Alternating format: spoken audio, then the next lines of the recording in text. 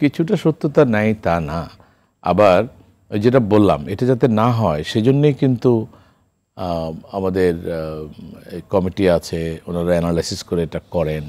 আর এখান থেকে উত্তরণের সুযোগ হলো আপনাকে বিজনেসে প্রচুর নতুন নতুন এন্টারপ্রেনিয়রকে আসার সুযোগ দিতে হবে। কোনো দরজা বন্ধ করা যাবে না, সেটা যে কোনো পারমিট, যে কোনো লাইসেন্স আমি মনে করি সবার জন্য অবহিত করা দরকার। যে কজন এসে কম্পিট করে থাকতে পারবেন তারা থাকবেন। কম্পিটিশন সারা দুনিয়ায় কিন্তু কম্পিটিশনের মাধ্যমেই এই চেক অ্যান্ড ব্যালেন্সটা হয়। আপনি যত জোরাজুরি করবেন, আমি তো ব্যক্তিগতভাবে মনে করি ধরেন আপনি একটা টিম পাঠালেন, তার বিজনেস হাউস রেট করলেন, এই টিমকে আপনি এক কাপ চাও যদি খাওয়ান, ধরেন অন্য সব বাদ দিলাম, এক কাপ চাও যদি খাওয়ান, এটাও কিন্তু ওনার কষ্টের যোগ হবে এবং এই এক কাপ চায়ের পয়সাও কিন্তু ভোক্তার উপরে চাপ হবে। এখানে যেটা করতে হবে সিস্টেম অ্যান্ড প্রসেস ঠিক করতে হবে যে উনি কেন এই সুযোগ পাচ্ছেন ইচ্ছা মতো দাম বাড়াতে, বিকজ ওনারা সংখ্যা কম, একসাথে হয়ে যেতে পারেন। আমরা দেখেছি কেন্দ্রীয় ব্যাংক সহ অর্থ পাচার প্রতিরোধের দায়িত্বপ্রাপ্ত প্রায় সব প্রতিষ্ঠানই একমত যে আমদানি রপ্তানি বাণিজ্যের আড়ালে দেশ থেকে প্রচুর অর্থ পাচার হচ্ছে। এই সুযোগ কীভাবে তৈরি হচ্ছে এবং অর্থ পাচার বন্ধে কী পদক্ষেপ আপনাদের আছে কিংবা আপনারা কী পদক্ষেপ নিচ্ছেন? একটা মেসেজ আমরা এখন দিয়েছি যে ওভার ইনভেস্টিং হলেই এটাকে খুব সিরিয়াসলি দেখতে হবে। বাংলাদেশ ব্যাংক থেকেও এখন যখন এলসি খোলা হয় ওনারাও কিন্তু একটু চেক করে দেখেন আন্তর্জাতিক বাজারে দাম কেমন, কী দামে এলসিটা খোলা হচ্ছে। একইভাবে আমাদের এখানেও তারা দেখে। আর যেটা বললাম এখন আমরা এই ব্যাপারে অনেকটুকু সতর্ক, যাতে করে এই বিষয়টা যদি আমরা বন্ধ করতে না পারি, যে টাকা পাচারের অনেকগুলো উপায়ের একটা হচ্ছে হুন্ডি, বড় একটা কাজ হুন্ডি, আর একটা হচ্ছে আমাদের এই যেটা বললেন আপনি যে ওভার ইনভয়েসিংয়ের মাধ্যমে চলে যাওয়া। এটা আমরা খুবই শক্তভাবে দেখছি। আমাদের বাংলাদেশ ব্যাংক, আমাদের এনবিআর, আমাদের আরও গভর্নমেন্টের যে রেগুলেটর যারা আছেন, আইন শৃঙ্খলা বাহিনী থেকে শুরু করে সবাই একসাথে একটা যৌথ টাস্কফোর্সের মাধ্যমে এই কাজটা করে। এটা আশা করি মোটামুটি কমে যাবে। জি, দেশের কাস্টম ব্যবস্থায় কী ধরনের গলদ আপনি দেখছেন কিংবা কোথায় কাজ করার সুযোগ আছে, কোথায় সংস্কার আনার প্রয়োজন বলে আপনি মনে করেন?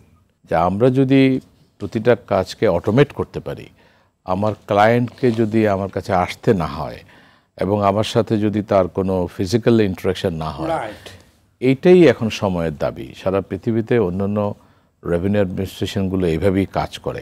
কাস্টমস নিয়ে আপনার ভবিষ্যৎ পরিকল্পনা আমরা শুনতে চাই। কাস্টমস নিয়ে আমার ভবিষ্যৎ পরিকল্পনা যেটা হলো যে সেখানে আমাদের লোকজনের কমপ্লেইন থাকবে না, এটা আমরা জিরোর কাছাকাছি নিয়ে আসব এবং কাস্টমস অফিসারদের মূল বিষয় থাকবে যে তাদের ডেলিভারির মূল বিষয়টাই থাকবে যে ট্রেডকে ফ্যাসিলিটেট করা। এইটাই হচ্ছে মূল জিনিস, ট্রেড ফ্যাসিলিটেশন এবং রাষ্ট্রের নিরাপত্তা নিশ্চিত করার জন্য তারা ওই লক্ষ্যে কাজ করবে। এবং everything we do in customs, এগুলো প্রত্যেকটা জিনিসকে আমরা অটোমেট করব। অনেকগুলো জিনিস যেটা আছে, যেটা বললাম, রিস্ক ম্যানেজমেন্টের জন্য আমরা একটা আলাদা সফটওয়্যার করছি, এটা আমরা ইমপ্লিমেন্ট করব। বন্ড অটোমেশনকে পুরোপুরি ইমপ্লিমেন্ট করব। আমাদের পোস্ট ক্লিয়ারেন্স অডিট আছে, এটা এখন কম হয়, এটাকে আরও বাড়াবো যাতে করে আমাদের এই বিষয়গুলো না হয়।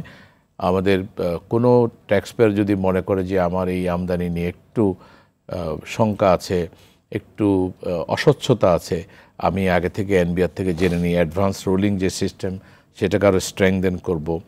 পোর্টকে খালি রাখার জন্য ঢাকা এয়ারপোর্ট, চিটাং এয়ারপোর্ট, বেনাপোল কনজেশন এড়ানোর জন্য আমরা যে অকশনটা চালু করেছি, এটাকে আরও স্ট্রেংথেন করব। অলরেডি শুরু করেছি আমাদের অকশন মডিউল, কিন্তু অকশন হয়। যেটা বললাম অটোমেটেড বন্ড ব্যবস্থা, এটা পুরোপুরি রিয়েল টাইমে অটোমেটেড হবে। আমরা অলরেডি অনেকগুলো কনসালটেশন করেছি অটোমেটেড বন্ড নিয়ে। আমরা বলেছি একটা সময়ের পর আমরা এখন আর দেই না বন্ড লাইসেন্স কাগজে, সবই আমাদের বন্ডের যে ব্যবস্থাপনার যে সফটওয়্যার আছে সেখানে ঢুকে করতে হয়। আর পুরনো যারা আছে তাদেরকে আমরা একটা সময় দিয়ে দিয়েছি যে আপনারা অনবোর্ড হয়ে যান। ওনাদের যে ডাটাগুলো আছে আমি দেখেছি 30 মিনিট সময় লাগে এগুলো এন্ট্রি দিতে। তো প্রত্যেকে যদি একবার 30 মিনিটে এন্ট্রিগুলো দিয়ে দেন হয়ে যাবে।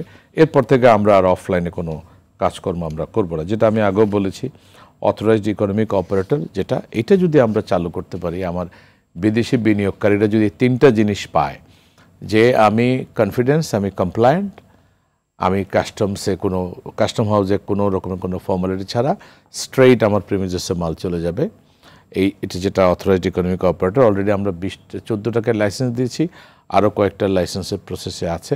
এগুলো যদি আমরা করতে পারি এটা একটা অনেক বড় কাজ হবে।